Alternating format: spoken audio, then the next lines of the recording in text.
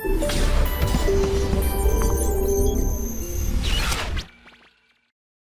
बच्चों।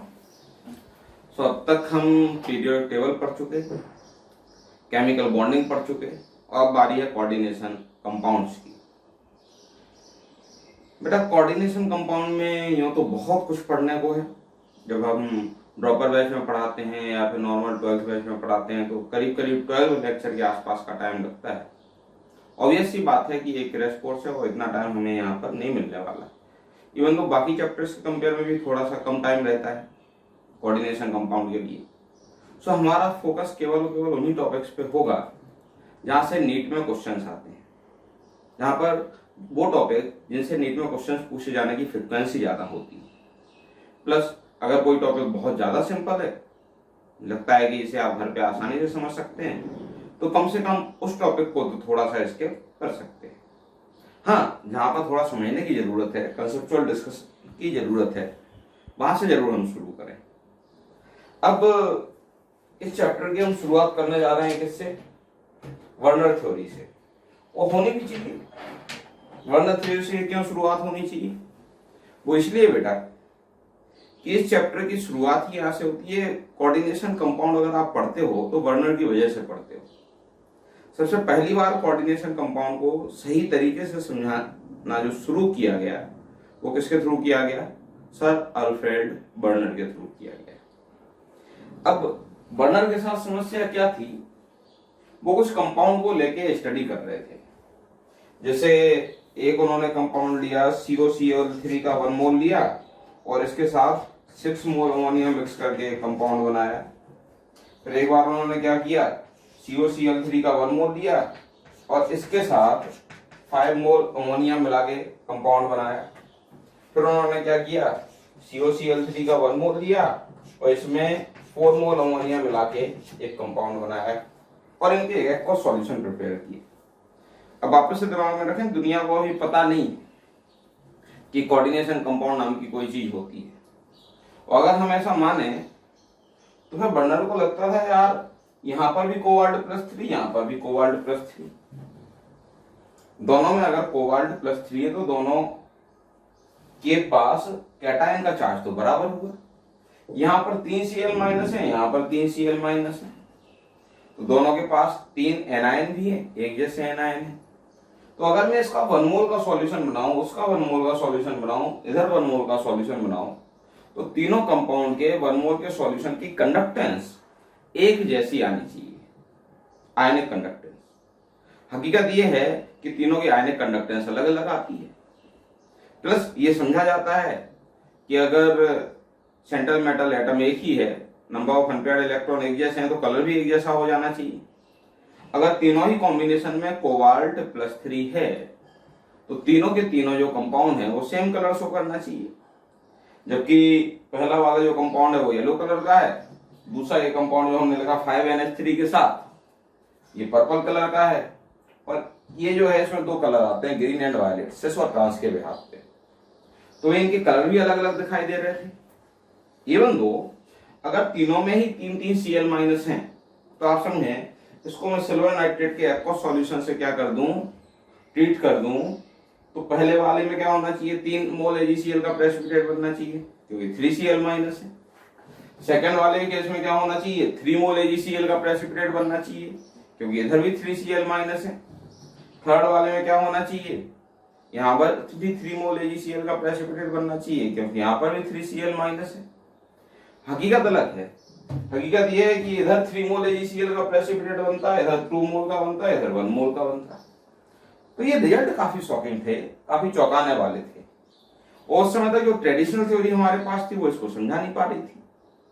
तो उसको समझाने के लिए सबसे पहली बार वर्नर आए हैं, और वर्नर को पूरी दुनिया को इस थ्योरी पर आने के लिए कम से कम 12 साल का वेट करना पड़ा। काफी इंस्पायरिंग स्टोरी है, कभी पढ़िएगा वर्नर की। खैर, हम उनकी थ्योरी के बारे में बात करते हैं, स्टोरी पे डिस्कस करने का तो टाइम ही नहीं। तो वर्नर ने बोला है कि भाई जो मेटल आयन होता है ना किसी भी कंपाउंड में, वो मेटल आयन के पास 2 तरह की वैलेंसी होती है। एक तो होती है प्राइमरी वैलेंसी और दूसरी होती है सेकेंडरी वैलेंसी। प्राइमरी वैलेंसी जो होती ये दरअसल वो जो आयन है, मेटल आयन है, उसकी ऑक्सीडेशन स्टेट के लिए रिस्पॉन्सिबल होती है। जनरली ये आयोनाइजेबल होती है। इन शॉर्ट प्राइमरी वैलेंसी को वर्नर ने आयनिक बॉन्ड माना है। और आयनिक बॉन्ड है तो एक्वस सॉल्यूशन में क्या हो जाना चाहिए, उसको आयोनाइज हो जाना चाहिए। क्लियर? तो इसीलिए बोला गया है कि प्राइमरी वैलेंसी क्या होती है, आयोनाइजेबल होती है। अब आयनिक बॉन्ड क्या होता है, नॉन डायरेक्शनल। तो ऑब्वियस सी बात है प्राइमरी वैलेंसी भी क्या होगी, नॉन डायरेक्शनल होगी। और मेटल कैटायन तो ऑलरेडी आप ले ही चुके ना, तो उसको बैलेंस करने के लिए सामने क्या रहेगा, एनायन रहेगा। आयनिक बॉन्ड बनाना है तो कैटायन एनायन के बीच बनेगा ना। तो उन्होंने बोला कि प्राइमरी वैलेंसी जो है मेटल आयन के ऑक्सीडेशन स्टेट के रिप्रेजेंट करती है, ये आयोनाइजेबल होती है, ये नॉन डायरेक्शनल होती है और एनायन से सेटिस्फाई होती है। किससे सेटिस्फाई होती है, एनायन से सेटिस्फाई होती है। और कभी अगर आप स्ट्रक्चर बनाने की कोशिश करेंगे तो इसको डॉटेड लाइन से रिप्रेजेंट करते हैं। अब बात करते हैं सेकेंडरी वैलेंसी की। तो वो कॉम्प्लेक्स ऑक्टाहेड्रल दिखेगा, ट्राइगोनल बाइपिरामिडल दिखेगा, स्क्वायर प्लेनर दिखेगा या स्क्वायर पिरामिडल दिखेगा, टेट्राहेड्रल दिखेगा, ये डिसाइड सेकेंडरी वैलेंसी करती है। Basically secondary valency central metal atom और सेंट्रल मेटल आयन के कोऑर्डिनेशन नंबर को रिप्रेजेंट कर रही होती है। अब कोऑर्डिनेशन नंबर क्या होता है, तो बेटा सेंट्रल मेटल एटम या आयन से कितने कोऑर्डिनेट बॉन्ड लगे हुए हैं, आप तो मान के चलो वही कोऑर्डिनेशन नंबर है। कॉम्प्लेक्स किस तरह का दिखाई देगा, उसकी जियोमेट्री क्या होगी, इसके लिए भी सेकेंडरी वैलेंसी रिस्पॉन्सिबल होती है। और ये तो कोऑर्डिनेट बॉन्ड है, ऑब्वियस सी बात है। अगर ये कोऑर्डिनेट बॉन्ड है तो फिर क्या होगा, सेकेंडरी वैलेंसी नॉन आयोनाइजेबल होगी। और बॉन्ड की तो एक डायरेक्शन होती है कोऑर्डिनेट बॉन्ड की, तो ये डायरेक्शनल भी होती है। और सेकेंडरी वैलेंसी के लिए एनायन का होना जरूरी नहीं है, ये न्यूट्रल एटम से भी सेटिस्फाई, न्यूट्रल मॉलिक्यूल से भी सेटिस्फाई हो सकती है, ये एनायन से भी सेटिस्फाई हो सकती है। तो इसको कभी रिप्रेजेंट करना हो तो इसको थिक लाइन से रिप्रेजेंट करते हैं। प्राइमरी वैलेंसी को तो हम डॉटेड लाइन से रिप्रेजेंट करते हैं, जबकि सेकेंडरी वैलेंसी को हम थिक लाइन से रिप्रेजेंट करते हैं। क्लियर?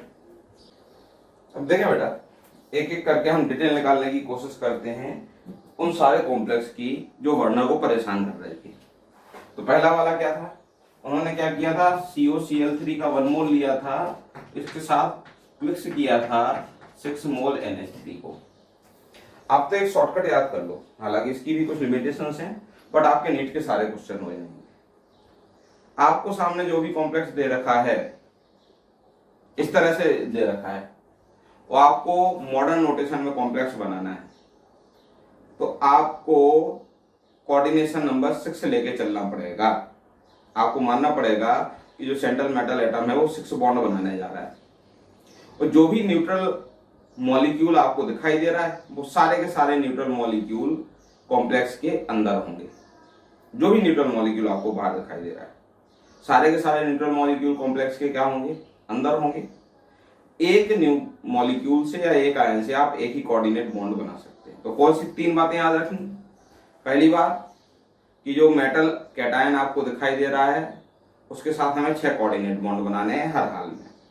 दूसरा, आपको क्या करना है, जो 6 बाहर NH3 हैं, यानी बाहर जो न्यूट्रल मॉलिक्यूल हैं, वो सारे के सारे डब्बे के अंदर ही होंगे, और एक न्यूट्रल मॉलिक्यूल से या फिर एक एनायन से एक ही कोऑर्डिनेट बॉन्ड बनेगा। अगर ये बात आपने याद रख ली तो काम हो गया। पहले तो मैं आपको कलर बता दूं, ये जो पर्टिकुलर कॉम्प्लेक्स था वो येलो कलर का कॉम्प्लेक्स था। मॉडर्न नोटेशन की बात करें तो ये CO NH3 न्यूट्रल मॉलिक्यूल सारे के सारे क्या करोगे, डब्बे के अंदर एक से एक कोऑर्डिनेट बॉन्ड बनता है, 6 NH3 से क्या होंगे, 6 कोऑर्डिनेट बॉन्ड बन जाएंगे। यानी ये हमारा कॉम्प्लेक्स के अंदर वाला हिस्सा तो बैलेंस हो गया। क्या बचते हैं, 3Cl माइनस, तो 3Cl माइनस बाहर रहेंगे। तो आज के टाइम में इस कॉम्प्लेक्स को हम करीब करीब इस तरह से रिप्रेजेंट करते हैं। अब इसको अच्छा चलो एक और स्टेप इसमें ऐड कर लेते हैं, आयोनाइजेशन, है ना। तो अगर मैं इस पर्टिकुलर कॉम्प्लेक्स का आयोनाइजेशन करूं तो कितने आयन मिलेंगे, देखो जरा भाई, CO NH3 hexa amine cobalt third ion, ये तो बनेगा कैटायन। आपको पता है ना कि ये जो सॉल्ट बनता है, जो फॉर्मूला बनता है, जैसे A पे चार्ज +X है, B पे चार्ज -Y है, तो फॉर्मूला कैसे बनता है, ये y इधर आ जाता है, x इधर आ जाता है और फॉर्मूला बन जाता है AY/BX। तो वही तो है भाई, यहाँ पे 3 दिखाई दे रहा है, इसके ऊपर क्या ये क्या है 1 है, ये 1 इधर शिफ्ट कर दो, ये 3 इधर शिफ्ट कर दो, वो रिवर्स प्रोसेस फॉलो कर लो। तो ये कैटायन +3 का होगा और 3 क्या हो जाएंगे इसमें, Cl- आयन हो जाएंगे। क्लियर। टोटल आयन कितने मिलेंगे, 4 मिलेंगे। यहां पर अब अगला क्वेश्चन है कि प्राइमरी वैलेंसी कौन सेटिस्फाई कर रहा है। तो कोबाल्ट जो +3 है वो अमोनिया की वजह से नहीं है बेटा, कोबाल्ट +3 Cl- की वजह से होता है, चाहे कुछ भी हो जाए, अमोनिया का तो ऑक्सीडेशन स्टेट ही 0। तो यहाँ पर प्राइमरी वैलेंसी जो है वो कौन सेटिस्फाई कर रहा होगा, 3 Cl-। अगला आता है कि भाई सेकेंडरी वैलेंसी कौन सेटिस्फाई कर रहा है।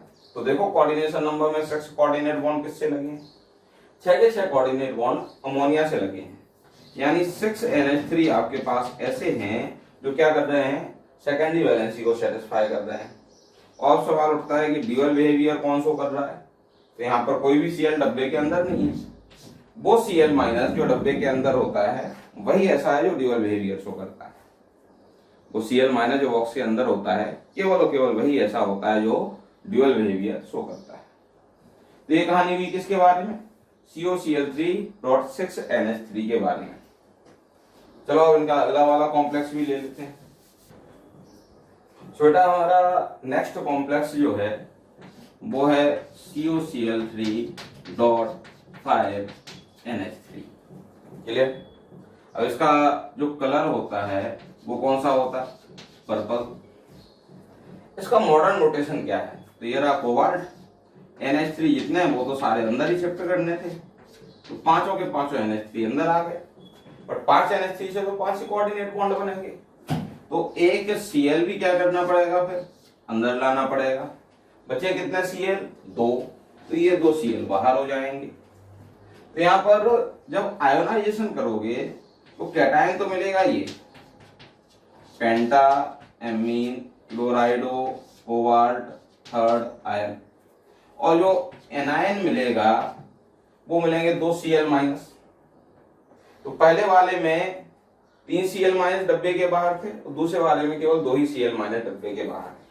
याद रखिएगा आप केवल उन्हीं Cl- को AgCl के फॉर्म में प्रेसिपिटेट कर सकते हो जो आपको डब्बे के बाहर दिखाई दे रहे हैं, जो आपको कोऑर्डिनेशन स्फीयर के बाहर। एक बार डब्बे के अंदर कोई चीज चली गई तो फिर उसका डिटेक्शन टेस्ट नहीं मिलने वाला आपको, तो याद रहेगा डिटेक्शन टेस्ट मिलता किसका है, उस स्पीशीज का जो आपको डब्बे के बाहर दिखाई दे रही। बेटा मैं आपको फिर से रिकॉल करा दूं, मैं स्टेटमेंट आपके इस तरह से दे रहा हूं कि नीट के क्वेश्चन आपके सॉल्व हो जाए। अगर हम बाल की खाल निकालने यहाँ बैठेंगे तो हर एक स्टेटमेंट की अपनी लिमिटेशन होगी, बट आप याद रखें डब्बे के बाहर जो है उसका तो डिटेक्शन टेस्ट मिलेगा, डब्बे के अंदर जो चीज आ गई उसका डिटेक्शन टेस्ट नहीं मिलेगा। तो पहले वाले कॉम्प्लेक्स में 3 Cl- बाहर थे, तो अगर सिल्वर नाइट्रेट के साथ एक्सेस में आप ट्रीट करा देते तो 3 मोल AgCl का प्रेसिपिटेट बन जाता।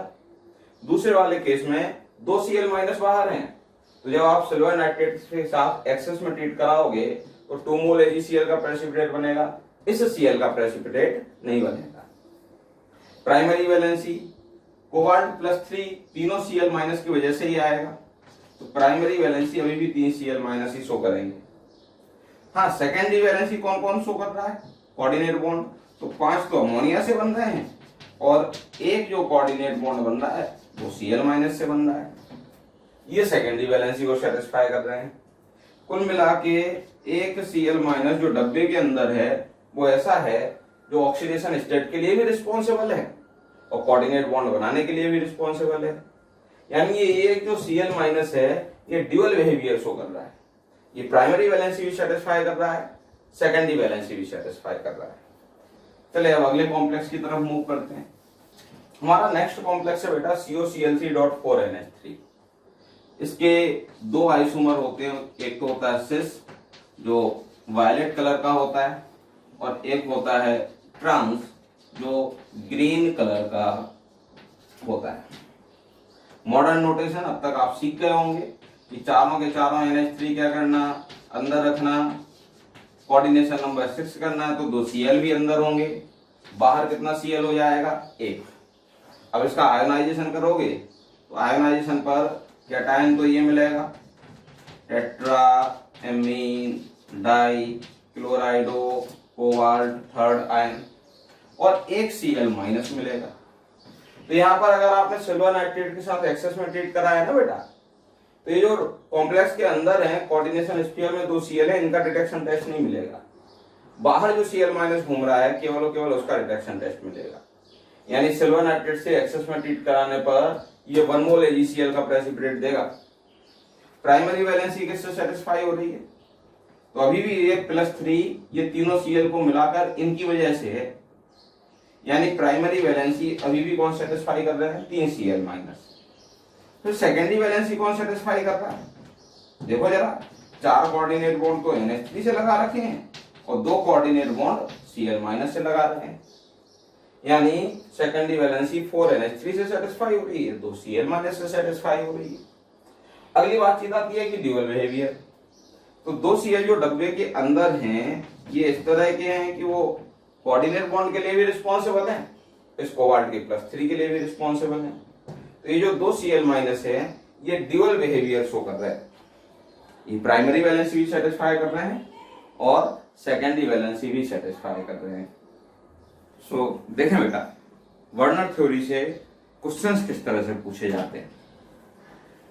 अभी जैसे एग्जाम में क्वेश्चन आ सकता है, ये 4 ऑप्शंस हैं, आपको बताना है कौन से ऑप्शन में ऐसा हो रहा है।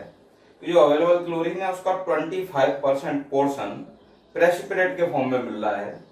जब आप कॉम्प्लेक्स के 1 मोलर सॉल्यूशन को ट्रीट करते हैं सिल्वर नाइट्रेट के एक्सेस सॉल्यूशन के साथ, तो सिल्वर नाइट्रेट को ट्रीट करोगे तो वो Cl जो डब्बे के बाहर होगा वो AgCl के फॉर्म में प्रेसिपिटेट बनाएगा। अभी आपको याद है ना, कोऑर्डिनेशन नंबर 6 रखना है, और कोऑर्डिनेशन नंबर 6 रखते समय जितना भी अमोनिया है उसको तो आपको अंदर ही रखना है ब्रैकेट के। तो आप जैसे इसका मॉडर्न नोटेशन PtCl4.6NH3 का बनाएंगे तो क्या आएगा इसका मॉडर्न नोटेशन, PtNH3 अब कोऑर्डिनेशन नंबर 6 तो इधर ही हो गया, यानी बचा हुआ जो 4Cl है वो बाहर होगा। अभी अगर इसको सिल्वर नाइट्रेट से ट्रीट करा देते हैं तो 100% Cl माइनस का प्रेसिपिटेट बन जाएगा। सेकेंड ऑप्शन देखें, इसका मॉडर्न नोटेशन क्या आएगा, इसका मॉडर्न नोटेशन आएगा बेटा PtNH3 5Cl और 3 Cl क्या रहेंगे, बाहर रहेंगे। तो अभी 4 में से 3 Cl का प्रेसिपिटेट बन सकता है इधर, यानी यहाँ 75% का प्रेसिपिटेट बन जाएगा। यहां पर कितने का बनेगा, तो ये PtNH3 4Cl2 और 2 Cl क्या होंगे, बाहर होंगे, यानी 4 में से 2 Cl का प्रेसिपिटेट बन जाएगा यानी 50%। और यहाँ क्या होगा modern notation PtNH3 whole thrice Cl3, एक Cl बाहर होगा, तो वो Cl जो बाहर है दरअसल उसी का प्रेसिपिटेट बनेगा।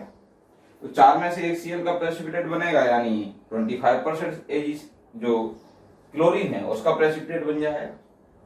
अगला क्वेश्चन क्या आ सकता है वर्नर थ्योरी से कि आपको इस तरह से 4 कॉम्प्लेक्स दे दिए जाए और आपसे पूछा जाए कि इनका कंडक्टेंस का ऑर्डर क्या है और 4 ऑप्शन बना दिए जाए।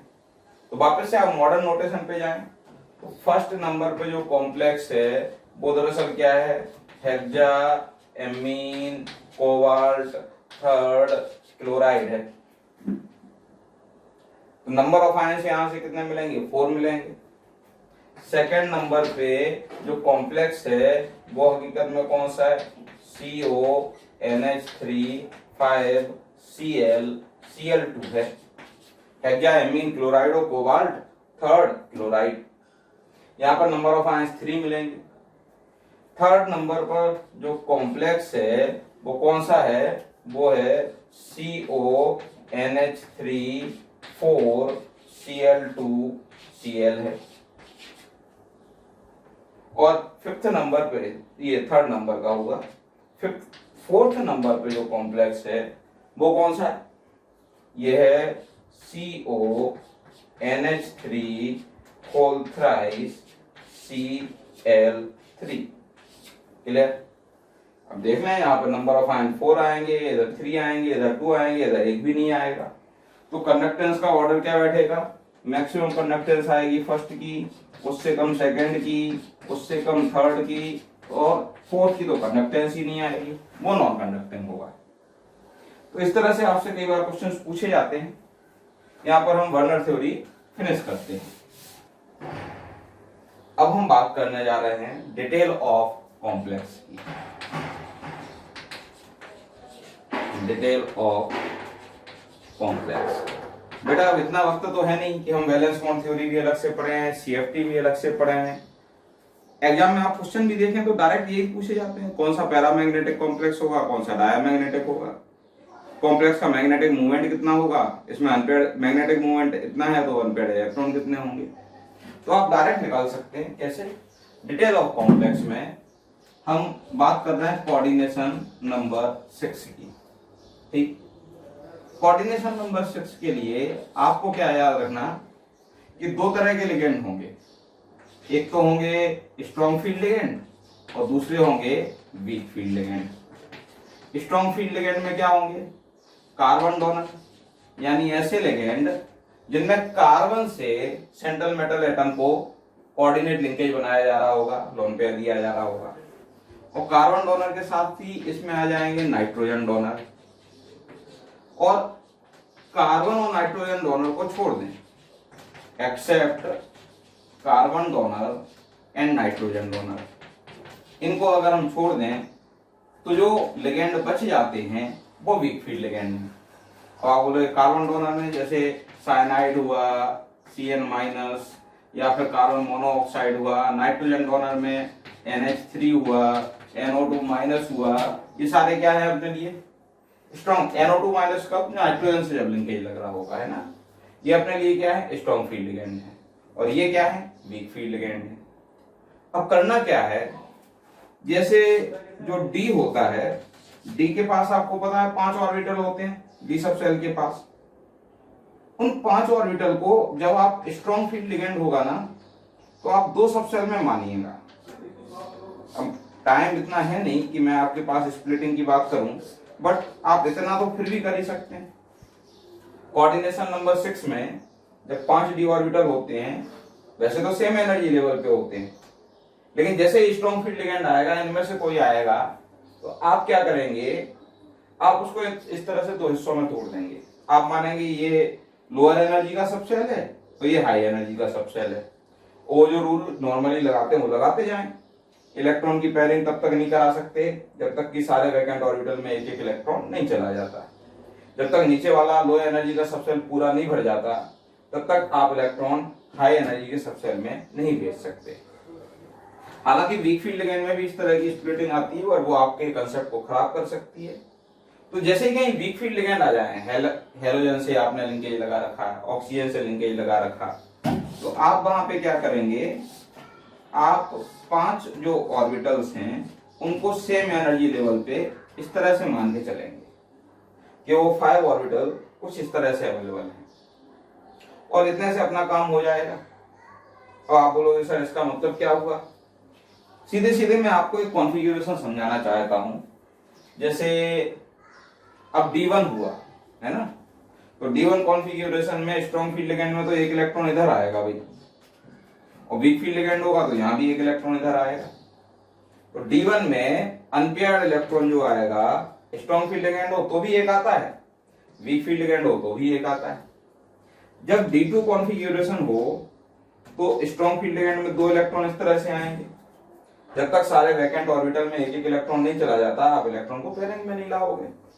वीक फील्ड लिगेंड में 2 इलेक्ट्रॉन इस तरह से आएंगे, यानी D2 कॉन्फ़िगरेशन में स्ट्रॉन्ग फील्ड लिगेंड होता है तो भी 2 अनपेयर्ड इलेक्ट्रॉन होते हैं, और वीक फील्ड लिगेंड होता है तो भी 2 अनपेयर्ड इलेक्ट्रॉन होते हैं। D3 कॉन्फ़िगरेशन कभी आपको दिखता है तो आप 3 अनपेयर्ड इलेक्ट्रॉन इस तरह से भरोगे। यहां पर वीक फील्ड लिगेंड होगा तो 3 इलेक्ट्रॉन इस तरह से आएंगे। फर्क कहां से पड़ना शुरू होगा, D4 कॉन्फ़िगरेशन से। D4 कॉन्फ़िगरेशन में सपोज स्ट्रॉन्ग फील्ड लिगेंड है तो पहला इलेक्ट्रॉन इधर, दूसरा इधर, तीसरा इधर, चौथा इलेक्ट्रॉन ऊपर नहीं जाएगा जब तक ये पूरा नहीं भर जाता लो एनर्जी वाला, हाई एनर्जी पे इलेक्ट्रॉन नहीं जाएगा, तो 4th इलेक्ट्रॉन इधर ही आएगा। बैक पेयरिंग में आ जाएगा, फोर्थ इलेक्ट्रॉन बैक पेयरिंग में आ जाएगा। तो D4 कॉन्फ़िगरेशन में जब स्ट्रॉन्ग फील्ड लिगेंड होता है तो 2 अनपेयर्ड इलेक्ट्रॉन आते हैं, और वीक फील्ड लिगेंड हो तो आप जैसे नॉर्मली इलेक्ट्रॉन भरते थे वैसे ही भरते जाएं। वीक फील्ड लिगेंड होने पर D4 कॉन्फ़िगरेशन में 4 अनपेयर्ड इलेक्ट्रॉन आते हैं। सपोज D5 कॉन्फ़िगरेशन है, स्ट्रॉन्ग फील्ड लिगेंड है तो 5 इलेक्ट्रॉन कैसे भरोगे, 0 से भर के बता देता हूं फिर से। तो पहला इलेक्ट्रॉन इधर, दूसरा इधर, तीसरा इधर, अब तीनों वैकेंट ऑर्बिटल में एक एक चला गया, तो चौथा इलेक्ट्रॉन इधर पेयरिंग में आएगा, पांचवा इधर पेयरिंग में आएगा, और D5 में अनपेयर्ड इलेक्ट्रॉन जो बनेगा वो एक आएगा। जबकि वीक फील्ड लिगेंड होता तो उसमें D5 कैसे बनोगे, पहला, दूसरा, तीसरा, चौथा और पांचवा इलेक्ट्रॉन इधर आ जाएगा, फिफ्थ इलेक्ट्रॉन। ये वीक फील्ड लिगेंड का केस है। भाई D6 होगा तो D6 में स्ट्रॉन्ग फील्ड लिगेंड में सिक्स्थ इलेक्ट्रॉन इधर पेयरिंग में आएगा, वीक फील्ड लिगेंड में सिक्स्थ इलेक्ट्रॉन इधर पेयरिंग में आएगा। यानी D6 कॉन्फ़िगरेशन में स्ट्रॉन्ग फील्ड लिगेंड होता है तो अनपेयर्ड इलेक्ट्रॉन 0 आते हैं, और वीक फील्ड लिगेंड होता है D6 में तो अनपेयर्ड इलेक्ट्रॉन 4 आते हैं। D7 है स्ट्रॉन्ग फील्ड लिगेंड है तो इस तरह से आएगा, अनपेयर्ड इलेक्ट्रॉन 1। D7 है वीक फील्ड लिगेंड है तो वो 7th इलेक्ट्रॉन यूं आ जाएगा, अनपेयर्ड इलेक्ट्रॉन 3। D8 है तो D8 में 8th इलेक्ट्रॉन इधर आएगा, वीक फील्ड लिगेंड में 8th इलेक्ट्रॉन। अब देखें जरा, D1 से D3 तक अनपेयर्ड इलेक्ट्रॉन सेम आ रहे थे स्ट्रॉन्ग फील्ड वीक फील्ड में, और D8 में भी देखो स्ट्रॉन्ग फील्ड लिगेंड है तो भी 2 अनपेयर्ड इलेक्ट्रॉन है, वीक फील्ड लिगेंड है तो भी 2 अनपेयर्ड इलेक्ट्रॉन है। D9 में 1 अनपेयर्ड इलेक्ट्रॉन, इधर D9 करोगे 1 अनपेयर्ड इलेक्ट्रॉन, और D10 में तो ये पूरा भर गया। उम्मीद है ये बात समझ में आपको आई होगी। वापस से मैं आपको कॉन्फ़िगरेशन के साथ ये लिख के बता देता हूं। देखें बेटा, इसमें इलेक्ट्रॉनिक कॉन्फ़िगरेशन D को याद रखना इतना जरूरी है कि इसके बगैर हम आगे नहीं बढ़ सकते। चलिए एक बार फिर से मैं आपकी प्रैक्टिस करा देता हूं। याद है ना, स्ट्रॉन्ग फील्ड लिगेंड होगा तो हम D के जो 5 ऑर्बिटल होते हैं उनको सेम एनर्जी लेवल पे ना मानेंगे, हम मानेंगे कि ये 3 और 2 में स्प्लिट हो गए हैं, 3 ऑर्बिटल नीचे हैं जो कि कौन से हैं, लो एनर्जी वाला सबसेल हो गया, 2 ऑर्बिटल ऊपर आ चुके हैं जो क्या हुआ, हाई एनर्जी का सबसेल हो गया। ये स्प्लिटिंग आपके दिमाग में होनी चाहिए, आपके दिमाग में इस तरह से चलना चाहिए। और D5 में तो ऐसे सच को इमेजिनेशन करने की जरूरत नहीं है, वो 5 ऑर्बिटल सेम एनर्जी पे मान के चलने हैं। अब 3 केस बनेंगे, केस 1 D1 से D3 का, केस 2 D8 से D10 का, तीसरा केस D4 से D7 का। D1 है स्ट्रॉन्ग फील्ड लिगेंड है तो कैसे भरोगे, पहला इलेक्ट्रॉन इधर आएगा, ठीक है। D2 है स्ट्रॉन्ग फील्ड लिगेंड है तो दूसरा इलेक्ट्रॉन इधर आ जाएगा। D3 है स्ट्रॉन्ग फील्ड लिगेंड है तो तीसरा इलेक्ट्रॉन इधर आ जाएगा। अभी वीक फील्ड लिगेंड होता, D1 होता तो भी पहला इलेक्ट्रॉन इधर है, 5 ऑर्बिटल सेम एनर्जी लेवल पे इमेजिन करने हैं, याद है ना। वीक फील्ड लिगेंड होता D2 इस तरह से आता, और वीक फील्ड लिगेंड होता तो D3 इस तरह से आता। यानी नंबर ऑफ अनपेयर्ड इलेक्ट्रॉन पे कोई फर्क नहीं आता, D1 से लेकर D3 तक कोई सा भी लिगेंड हो, स्ट्रॉन्ग फील्ड लिगेंड हो तो भी, वीक फील्ड लिगेंड हो तो भी। अभी देखें जरा D8, D9, D10 ये केस देखते हैं। D8 में स्ट्रॉन्ग फील्ड लिगेंड में कैसे भरते हैं, याद है ना, 3 ऑर्बिटल T2 ये वाले, 2 ऑर्बिटल ऊपर EG वाले, 1 2 3। अभी जब तक लोअर एनर्जी का ये सबसे पूरा नहीं भर जाता इलेक्ट्रॉन आगे नहीं जाएंगे, तो 1 2 3 4 5 6, ये 7 और ये 8। यहाँ पर 5 इलेक्ट्रॉन कैसे भरे थे, 1 2 3 4 5, ये 6, ये 7 और ये 8। D9 में आप इलेक्ट्रॉन कैसे भरोगे, तो 1 2 3 4 5, ये 6, ये 7, ये 8 और ये 9, अनपेयर्ड इलेक्ट्रॉन एक आएगा। यहाँ कैसे भरोगे, 1 2 3 4 5, ये 6, ये 7, ये 8, ये 9। D10 दोनों ही जगह पैक हो जाएंगे। यानी D8 से D10 तक का केस भी कुछ इस तरह का है, जहां पर total number of unpaired electron क्या आते हैं, सेम आते हैं। बट D4 से D7 तक का मामला अलग है। यहाँ स्ट्रॉन्ग फील्ड लिगेंड में केस अलग बनेगा, वीक फील्ड लिगेंड में केस अलग बनेगा। ये 3 लो एनर्जी लेवल पे, ये 2 हाई एनर्जी लेवल पे। वीक फील्ड लिगेंड तो पांचों एक जैसे लेवल पे। अब जैसे 4 इलेक्ट्रॉन भरने हैं तो सबसे पहले तो 3 वैकेंट ऑर्बिटल में एक एक इलेक्ट्रॉन चला गया, लो एनर्जी वाले 3, इमेजिन करें थोड़ी देर पहले जब लिखा था। अब चौथा इलेक्ट्रॉन इधर आएगा ना, तो अनपेयर्ड इलेक्ट्रॉन D4 में कितने आते हैं, स्ट्रॉन्ग फील्ड लिगेंड पे 2 आते हैं। वीक फील्ड लिगेंड होता तो आप अनपेयर्ड इलेक्ट्रॉन इस तरह से भरते, D5 है तो आप कैसे भरोगे, 1 2 3, ये 4 ये 5, अनपेयर्ड इलेक्ट्रॉन 1 होगा। वीक फील्ड लिगेंड होगा तो D5 आपको इस तरह से भरना है। D6 है तो आप किस तरह से भरोगे, 1 2 3 4 5 और ये 6, क्या इस तरह से भरोगे, बिल्कुल नहीं, गलत है। क्या गलत हो गया है इसमें, इसमें गलत ये है कि भाई ये 3 लो एनर्जी लेवल पे, ये 2 हाई एनर्जी लेवल पे, जब तक ये 3 पूरे नहीं भर जाते इलेक्ट्रॉन यहाँ नहीं जाएगा। तो ये इस तरह से आएगा 1 2 3 4 इधर पेयरिंग में, 5th इधर पेयरिंग में, 6th इलेक्ट्रॉन इधर पेयरिंग में। जबकि वीक फील्ड लिगेंड में जो हम थोड़ी देर पहले भरे जा रहे थे उस तरह से यूं आएंगे। D7 स्ट्रॉन्ग फील्ड लिगेंड में कुछ इस तरह का मामला आता है, वीक फील्ड लिगेंड में D7 इस तरह का मामला आएगा। अगर आप कंसेप्चुअली इस चीज को नहीं समझ पा रहे हैं तो आपसे रिक्वेस्ट है, आपके सामने ये कॉन्फ़िगरेशन लिखे हैं, डायरेक्ट याद कर लें, कोई दिक्कत नहीं, कम से कम हमारे आंसर सही जाएंगे। और एग्जाम में तो मैटर यही करता है कि आपका आंसर सही है कि गलत है।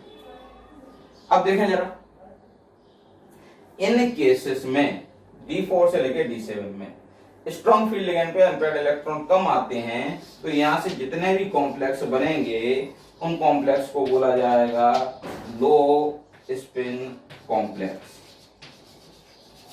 और यहां से जितने भी कॉम्प्लेक्स बनते हैं उनमें अनपेयर्ड इलेक्ट्रॉन ज्यादा आते हैं, और अनपेयर्ड इलेक्ट्रॉन ज्यादा आते हैं इसीलिए इन्हें हम नाम देते हैं हाई स्पिन कॉम्प्लेक्स। तो low spin high spin complex का जो टर्मिनोलॉजी है कोऑर्डिनेशन नंबर 6 में, ये सारी बातचीत किसके लिए चल रही है, कोऑर्डिनेशन नंबर 6 के लिए। D4 से D7 है, स्ट्रॉन्ग फील्ड लिगेंड है तो लो स्पिन कॉम्प्लेक्स है, D4 से D7 है, वीक फील्ड लिगेंड है तो ये क्या है, हाई स्पिन कॉम्प्लेक्स है। उम्मीद है मामला क्लियर हुआ होगा, इसको याद करना है। देखें बेटा, अब हम बातचीत करते हैं inner orbital outer orbital complex की। तो इस कोऑर्डिनेशन नंबर 6 में या तो हाइब्रिडाइजेशन sp3d2 आएगा या हाइब्रिडाइजेशन आएगा d2sp3।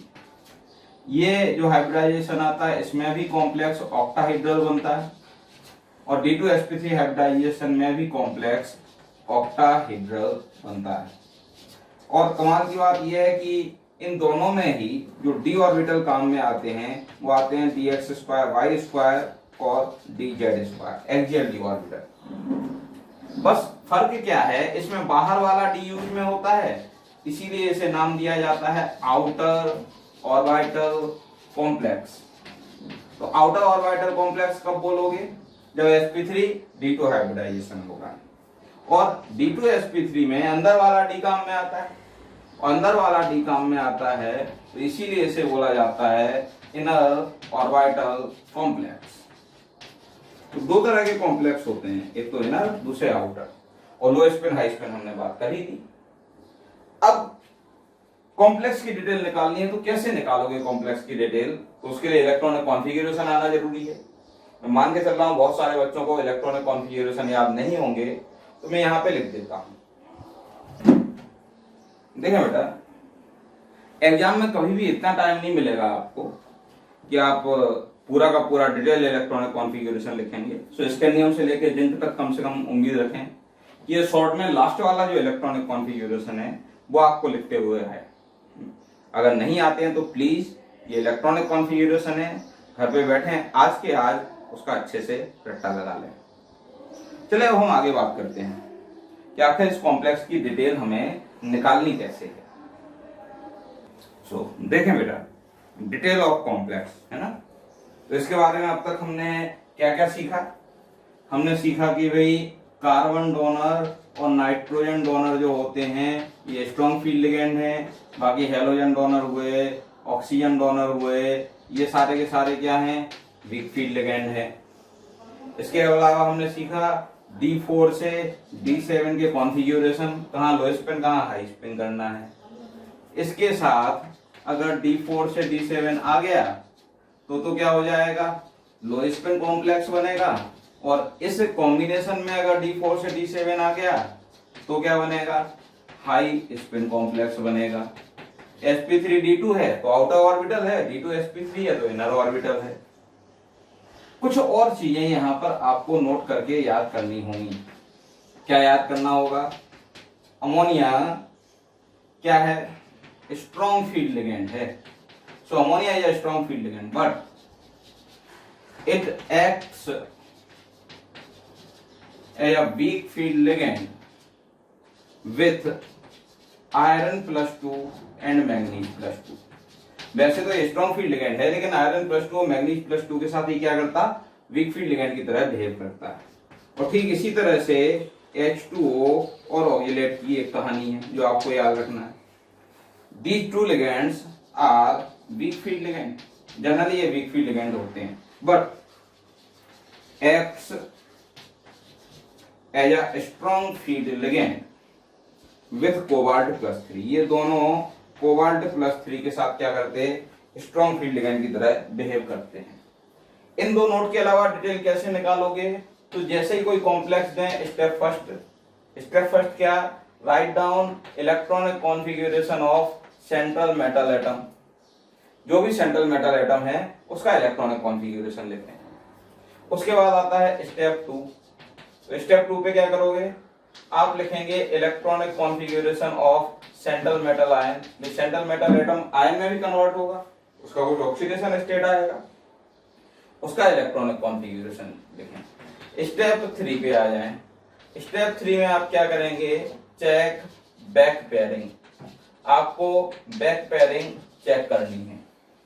बैक पेयरिंग यानी वो जो दो केस लिखे हैं, ये बैक पेयरिंग है। D4 से D7 का ये जो केस है, इस केस को ही दरअसल हम क्या नाम दे रहे हैं, बैक पेयरिंग नाम दे रहे हैं। तो बैक पेयरिंग चेक करना है, और जब बैक पेयरिंग आ जाए तो उसके बाद आप क्या करें, डिटेल निकाल दें। अच्छा, डिटेल निकालने में कई बार आपसे मैग्नेटिक मूवमेंट पूछा जाता है, और मैग्नेटिक मूवमेंट का फॉर्मूला वैसे तो आपको याद होगा, नहीं है तो फिर याद कर लो। ये फॉर्मूला होता है जहां पर n क्या है, n है number of unpaired electrons. n क्या है, नंबर ऑफ, यहां से वो क्या आता है, मैग्नेटिक मूवमेंट आता है। अब देखें जरा कैसे हम डिटेल निकालते हैं। सपोज मैं आपसे बोलूं कि मेरे पास एक कॉम्प्लेक्स है FeF6 3- हेक्साफ्लोराइडो थर्ड आयन। आपको इस कॉम्प्लेक्स में कंप्लीट डिटेल निकालनी है।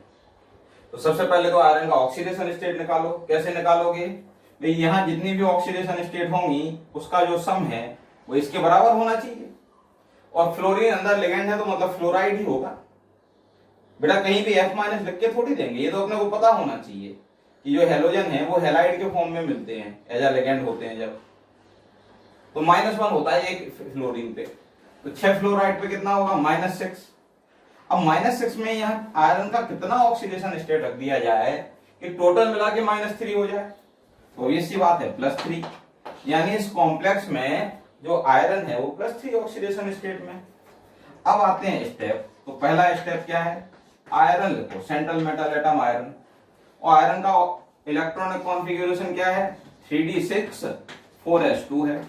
इसमें 4p और 4d क्या है, खाली पड़े हुए हैं, वैकेंट है। फिर मैंने देखा स्टेप 2। तो स्टेप 2 आपको क्या लिखा है, जो आयरन बन रहा है वो बना दो। आयरन बन रहा है आपके पास आयरन +3, यानी 3 इलेक्ट्रॉन बाहर फेंकने हैं। 3 इलेक्ट्रॉन कहां से बाहर फेंकोगे, तो 2 तो s के उड़ा दो और 1 d का उड़ा दो। तो d का 1 इलेक्ट्रॉन बाहर उड़ा दोगे तो ये बनेगा 3d5, 4s के 2 तो ये 4s 0 हो गया, 4p और 4d क्या है, वैकेंट है। स्टेप 3 पे आ जाओ। तो स्टेप 3 क्या है, आपको बैक पेयरिंग चेक करनी है कि बैक पेयरिंग होगी कि नहीं होगी। तो देखो क्या ये D4 से D7 का केस है, बिल्कुल है। अब अगर D4 से D7 का केस है तो फिर लिगेंड देखो, ये स्ट्रॉन्ग फील्ड लिगेंड है कि वीक फील्ड लिगेंड है। तो बेटा ये तो वीक फील्ड लिगेंड है, और वीक फील्ड लिगेंड में बैक पेयरिंग कहाँ होती है? वो तो स्ट्रॉन्ग फील्ड लिगेंड में होती है। बैक पेयरिंग नहीं तो वीक फील्ड लिगेंड में अब ये D5 कैसे लिखने में आता है वो आपको याद होना चाहिए, लिखाए हैं मैंने। D5 इस तरह से लिखने में आता है, ये D5 है, ये 4s वैकेंट है, ये 4p वैकेंट है और ये 4d वैकेंट है। अब हाइब्रिडाइजेशन, कितने कोऑर्डिनेट बॉन्ड बनाने हैं? 6 कोऑर्डिनेट बॉन्ड बनाने हैं। 6 कोऑर्डिनेट बॉन्ड बनाने के लिए 6 वैकेंट ऑर्बिटल चाहिए। गिनो लो एनर्जी से हाई एनर्जी पे। 1 2 3 4 5 6, ये रहे 6 वैकेंट ऑर्बिटल। तो सबसे पहले आपने लिया s, उसके बाद आपने लिए 3p, उसके बाद आपने लिए 2d, यानी हाइब्रिडाइजेशन क्या आएगा? sp3d2। sp3d2 में मॉलिक्यूलर जियोमेट्री क्या होती? ऑक्टाहेड्रल, यानी ये ऑक्टाहेड्रल कॉम्प्लेक्स है। बाहर वाला d लिया है, ये कौन सा कॉम्प्लेक्स है? तो ये आउटर ऑर्बिटल कॉम्प्लेक्स है। और D4 से D7 का केस हो, वीक फील्ड लिगेंड हो, तो कॉम्प्लेक्स क्या होता? हाई स्पिन, यानी ये हाई स्पिन कॉम्प्लेक्स है। अनपेयर्ड इलेक्ट्रॉन दिखाई दे रहे हैं, 5 दिखाई दे रहे हैं। एक भी अनपेयर्ड इलेक्ट्रॉन हो तो कॉम्प्लेक्स क्या होता? पैरामैग्नेटिक। तो ये कॉम्प्लेक्स भी क्या है? पैरामैग्नेटिक कॉम्प्लेक्स है। ये रही इस कॉम्प्लेक्स की डिटेल, आसान काम है। सपोज अब आपसे डिटेल पूछी जाती है किसकी? FeCN6 की। तो गौर से देखो, यहां पर स्टेप फर्स्ट में क्या है? आयरन है। आयरन का इलेक्ट्रॉनिक कॉन्फ़िगरेशन क्या है? 3d6 4s2, ये 4p 4d वैकेंट है। ऑक्सीडेशन स्टेट, तो साइनाइड आपको याद होना चाहिए Cn माइनस होता है। एक साइनाइड पे -1 होता है, 6 साइनाइड पे -6 होंगे। -6 में कितना ऐड कर दो आयरन का ऑक्सीडेशन स्टेट कि -3 आ जाए? ऑब्वियस सी बात है, +3। यानी इस कॉम्प्लेक्स में आयरन का ऑक्सीडेशन स्टेट क्या है? +3 है। अब आते हैं स्टेप 2 पे। तो स्टेप 2 क्या आएगा? आयरन का आयन बनाओगे। ये आयन कौन सा बनेगा? +3। 3 इलेक्ट्रॉन बाहर करो, 2 यहां से 1 यहां से हो जाएगा। तो ये आ गया 3d5 4s0 4p0 4d0। अब आता है स्टेप 3 जो सबसे इंपॉर्टेंट है हमारे लिए। क्या चेक करना? बैक पेयरिंग चेक करना है। बैक पेयरिंग होगी कि नहीं होगी? तो हमने देखा D4 से D7 का केस है, बिल्कुल है। क्या साथ में स्ट्रॉन्ग फील्ड लिगेंड है? बिल्कुल है। तो ये दोनों चीजें हों तो बैक पेयरिंग हो जाती है। याद करो, D5 जब स्ट्रॉन्ग फील्ड लिगेंड हो तो हमने किस तरह से लिखा है? याद है ना? 1 2 3, ये 4, ये 5, ये आएगा D5, ये 4s, ये 4p और ये 4d।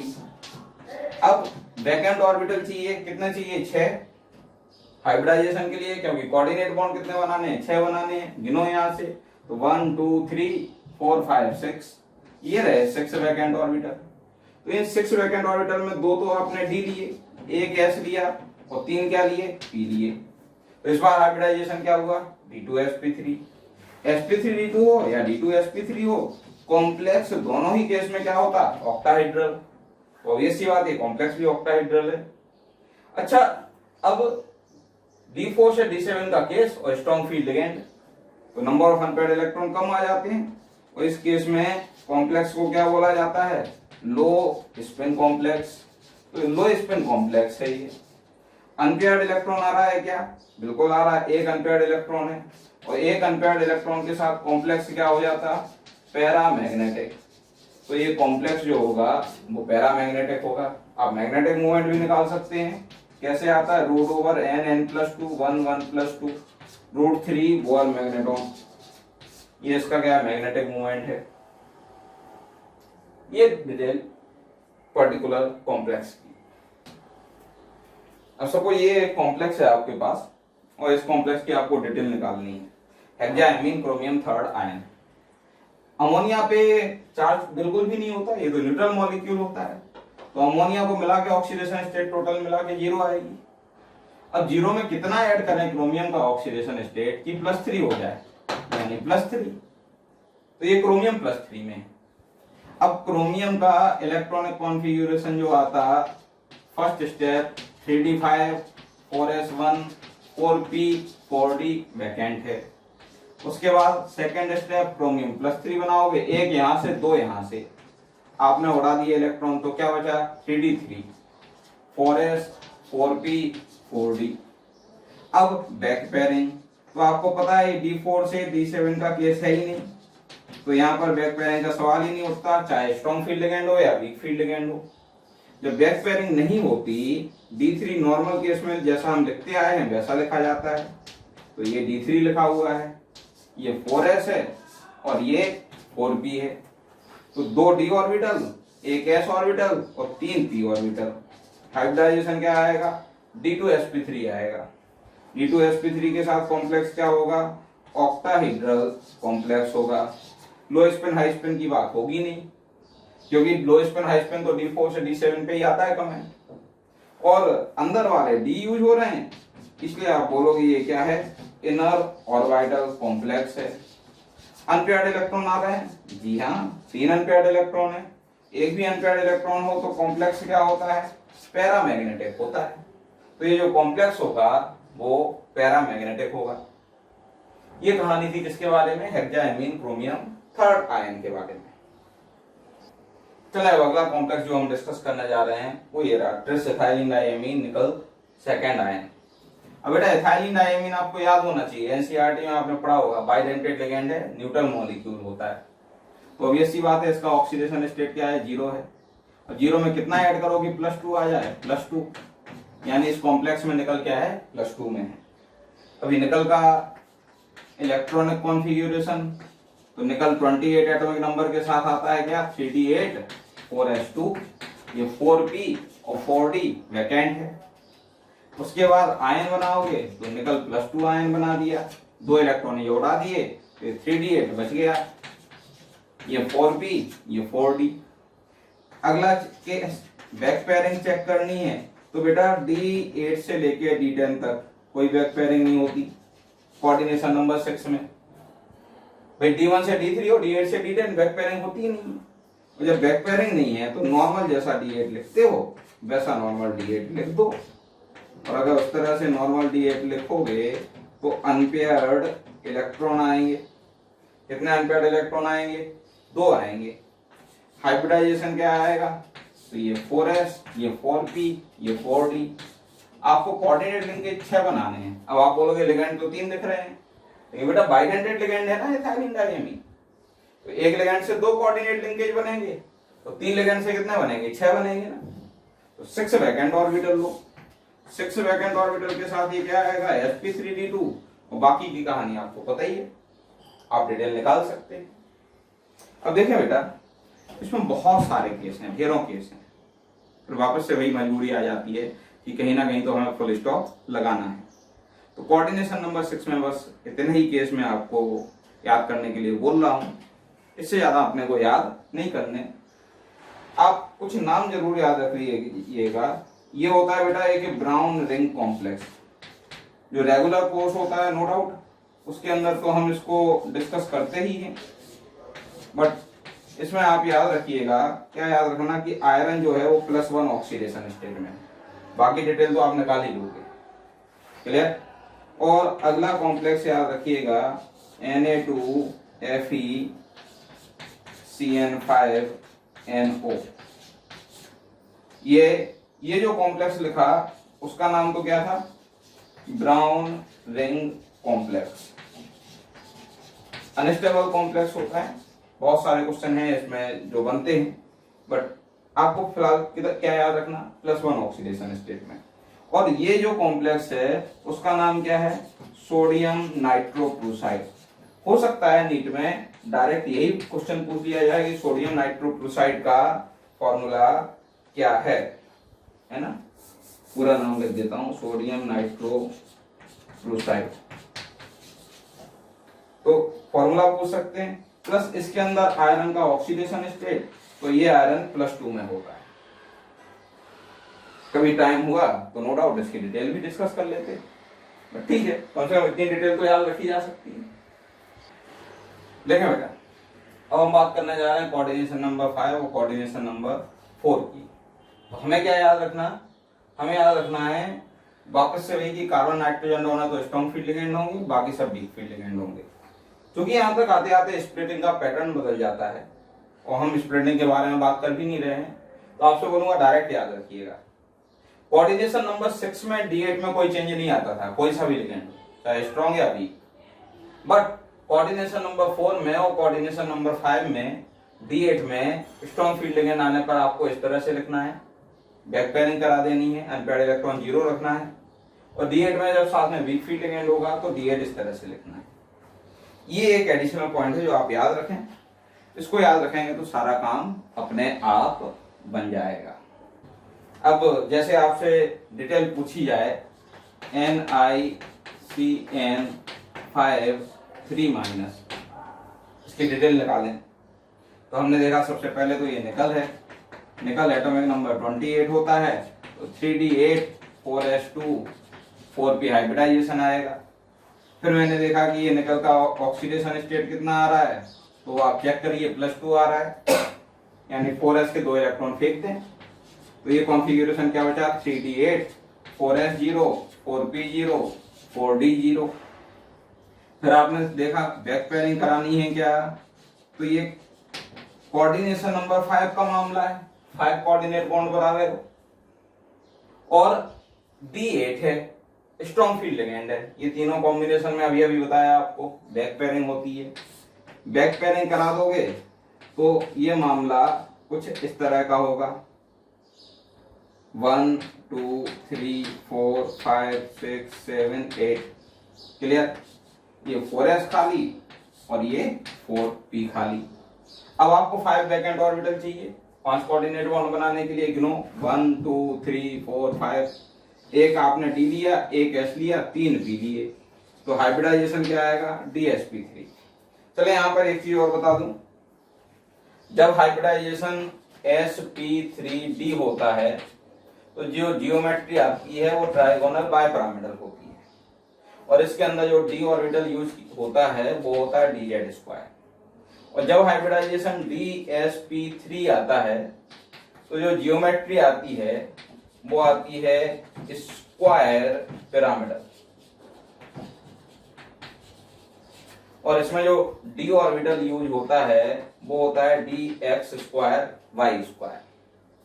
बाकी ये भी याद रखिएगा कि जब हाइब्रिडाइजेशन sp3 होता है, ये sp3 कब होगा कोऑर्डिनेशन नंबर 4 में, ये कोऑर्डिनेशन नंबर 5 में होंगे, ये कोऑर्डिनेशन नंबर 4 में आएगा। तो इसमें तो जियोमेट्री क्या होती टेट्राहेड्रल होती है। और जब हाइब्रिडाइजेशन dsp2 आता है कोऑर्डिनेशन नंबर 4 में 4 ऑर्बिटल, तो यहाँ पर जो जियोमेट्री बनती है वो आती है स्क्वायर प्लेनर, और स्क्वायर प्लेनर में जो d ऑर्बिटल यूज होता है वो होता है dx²y²। तो ये वो डिटेल है जो आपको क्या करनी याद रखनी है। अब देखो जरा हाइब्रिडाइजेशन क्या है dsp3 है, और dsp3 हाइब्रिडाइजेशन के साथ जो जियोमेट्री बनती है वो कौन सी बनती है स्क्वायर पिरामिडल बनती है।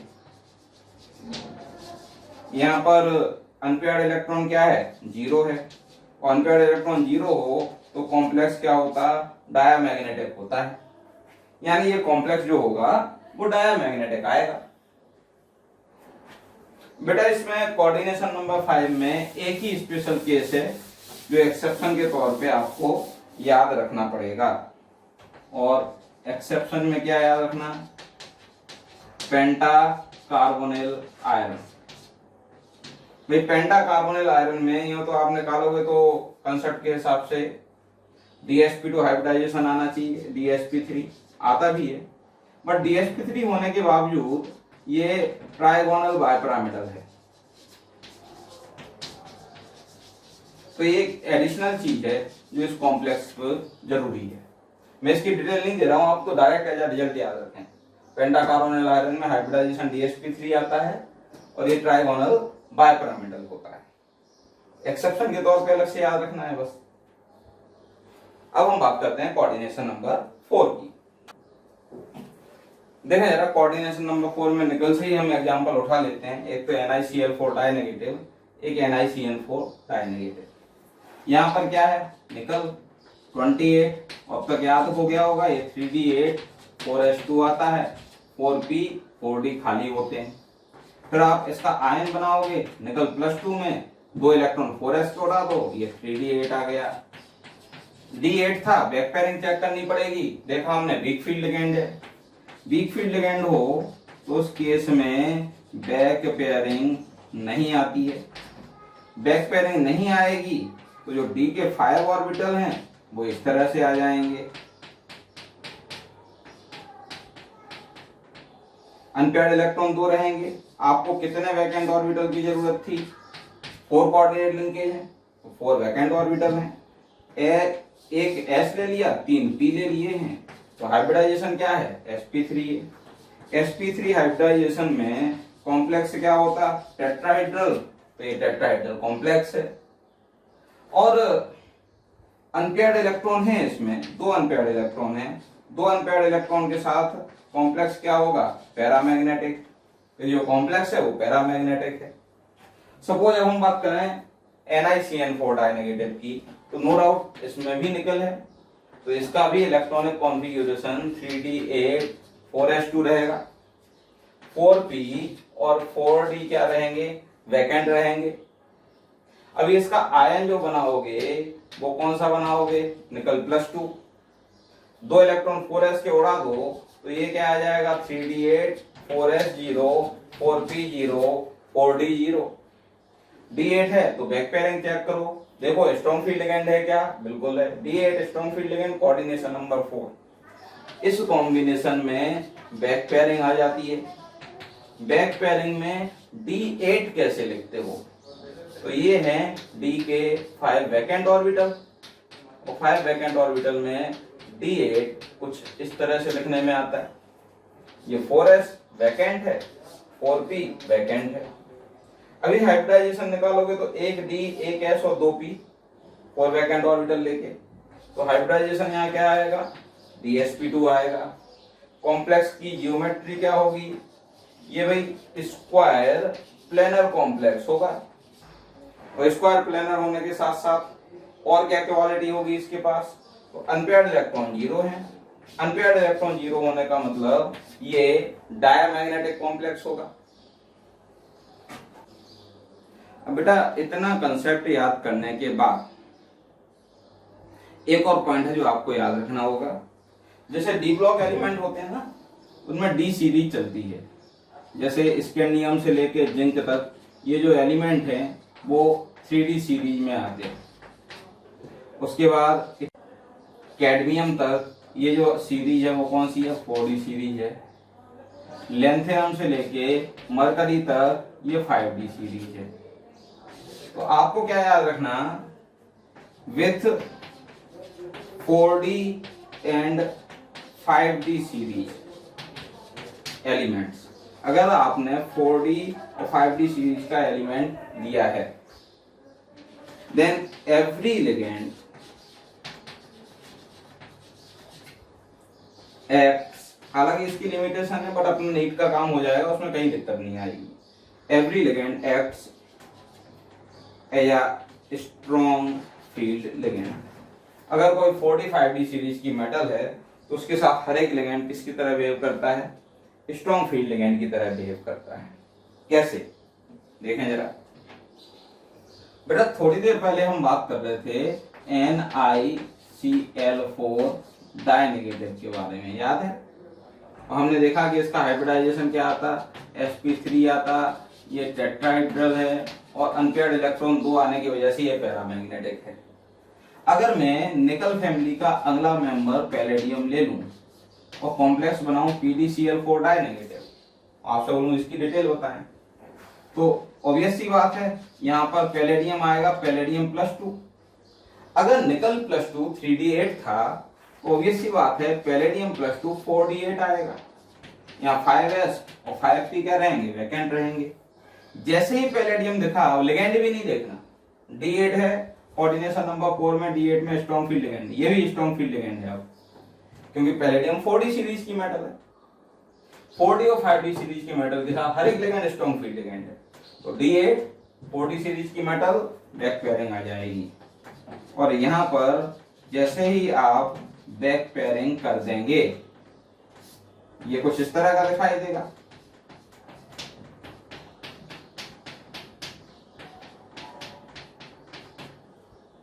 अब हाइब्रिडाइजेशन जो आप निकालोगे क्या आएगा वो हाइब्रिडाइजेशन DsP2। सो इस केस में जो हाइब्रिडाइजेशन बनता है वो DsP2 बनता है। DsP2 हाइब्रिडाइजेशन के साथ कॉम्प्लेक्स की जियोमेट्री क्या आएगी, स्क्वायर प्लेनर कॉम्प्लेक्स होगा। अनपेयर्ड इलेक्ट्रॉन क्या है, जीरो है। अनपेयर्ड इलेक्ट्रॉन जीरो है तो ये क्या होगा, डायमैग्नेटिक होगा। बेटा जो डिटेल इसकी निकली है ना इसी तरह की मिलती जुलती डिटेल PtCl4 डायनेगेटिव के लिए भी है। बस ये 48 की जगह 5d8 हो जाएगा। तो PtCl4 डायनेगेटिव में भी ये सारी डिटेल आएंगी। ये पैलेडियम 4d का और प्लेटिनम किसका है, 5d सीरीज का है। और 4d 5d सीरीज के साथ तो सारे लिगेंड क्या होते हैं, स्ट्रॉन्ग फील्ड लिगेंड होते हैं। तो एक बात तो ये हो गई भाई, चलो 4d 5d सीरीज का कंसेप्ट समझ लिया। अब हम बात करते हैं स्पेशल केस। स्पेशल केस का मतलब ही है कि याद करना होता है। जैसे एक स्पेसिफिक कॉम्प्लेक्स है जो आपकी एनसीईआरटी में भी दे रखा है, टेट्राएमीन कॉपर सेकेंड सल्फेट। पहले तो कॉपर का ऑक्सीडेशन स्टेट निकालें तो भाई सल्फेट पे कितना -2, तो इधर कितना +2। अमोनिया पे कोई चार्ज होता नहीं, जीरो है, जीरो पे कितना ऐड कर दो +2 आ जाए, +2। तो यहाँ कॉपर का ऑक्सीडेशन स्टेट +2 है। कॉपर का इलेक्ट्रॉनिक कॉन्फ़िगरेशन क्या आता, 3d10 4s1 और इसमें 4p4d क्या वैकेंट है। अब कॉपर क्या बना +2, तो एक इलेक्ट्रॉन यहां से एक यहां से, तो ये क्या हो जाएगा 3d9 4s0 4p0। अभी d9 में होना ये चाहिए था कि अगर आप जनरल कंसेप्ट लगाते हैं तो ये d9 ही होगा, और अगर इस तरह से d9 आप लिखते हैं तो ऑब्वियस सी बात है हाइब्रिडाइजेशन पर sp3 आएगा, ये d तो खाली है ही नहीं। और हाइब्रिडाइजेशन अगर आप sp3 लेके आते हैं तो कॉम्प्लेक्स टेट्राहेड्रल होगा। हकीकत में ये इलेक्ट्रॉन, ये जो कॉम्प्लेक्स है ये टेट्राहेड्रल नहीं होता, ये स्क्वायर प्लेनर होता है। इसीलिए यहाँ पर पॉलिन ने एक करेक्शन किया। पॉलिन ने बोला भाई कि इसको तो हमें क्या बनाना, कॉम्प्लेक्स को स्क्वायर प्लेनर, क्योंकि होते ही स्क्वायर प्लेनर है। कैसे बनेगा, बोले डी यूज करेंगे, लेकिन डी तो खाली नहीं है तो क्या करें, बोले एक काम करो 3d के एक इलेक्ट्रॉन को जंप करा दो 4p में।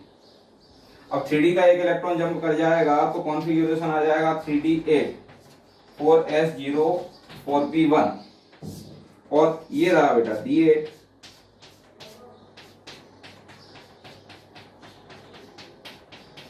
ये 4s वैकेंट है और ये 4p के पास दो वैकेंट ऑर्बिटल हैं। अब आपके पास एक d वैकेंट मिल गया, एक s वैकेंट मिल गया, दो p वैकेंट मिल गए, और इस तरह से इसका हाइब्रिडाइजेशन क्या है, dsp2 है। और dsp2 के साथ ये जो कॉम्प्लेक्स बनेगा वो क्या बनेगा, स्क्वायर प्लेनर बनेगा। और इस स्क्वायर प्लेनर कॉम्प्लेक्स में अनपेयर्ड इलेक्ट्रॉन है क्या, बिल्कुल है, ये रहा एक अनपेयर्ड इलेक्ट्रॉन। और एक अनपेयर्ड इलेक्ट्रॉन के साथ कॉम्प्लेक्स क्या होता, पैरामैग्नेटिक। तो ये जो कॉम्प्लेक्स हमारे पास है ये पैरामैग्नेटिक कॉम्प्लेक्स रहेगा।